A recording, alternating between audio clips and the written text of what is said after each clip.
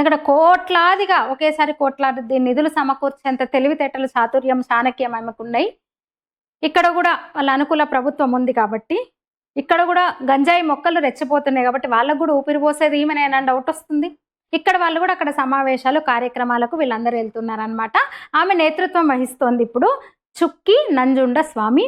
ఇప్పుడు శ్రీలంకలో. మరేంటి అక్కడ ఆ వేదికగా పేరుకేమో రైతులు, కానీ చేసిందేందో చూసినాము. ఏం జరుగుతోందనేది ఒక ఆందోళన. ఏదేం జరిగినా ఇప్పుడే కాదు చాలా చేశారు. ఇదొక్కటే కాదు. వ్యవసాయ చట్టాల వ్యతిరేక ఆందోళనల నుంచి కూడా మనం చూస్తున్నాం. సీఏఏ ఎన్ఆర్సీ ఈమైతే సీఏఏకు వ్యతిరేక ఉద్యమాలు చాలా ప్రోగ్రామ్స్ కండక్ట్ చేసింది. నిరసనల్లో పాల్గొంది. దేశమంతా తిరిగింది ఈ చుక్కీ నంజుండ స్వామి. ఇటాలియన్ని పెళ్లి చేసుకుంది. ఒక్కొక్క దేశం పొరుగు దేశాల్లో ఎలా అస్థిరత, అల్లకల్లోలం రేపడానికి, సంక్షోభంకి ఎట్లా ప్రయత్నాలు చేస్తున్న విదేశీ శక్తులు చూస్తున్నాము. నెక్స్ట్ టార్గెట్ బహుశా భారతే. ఇంకా అన్నీ అయిపోయినాయి కదా, భారతే వాళ్ళ టార్గెట్. కానీ అంత ఈజీ కాదు. భారత్లో ఇంత పెద్ద దేశము, మనకు ఒక బలమైన నాయకత్వం ఉంది, నాయకుడు ఉన్నాడు ఈ దేశంలో.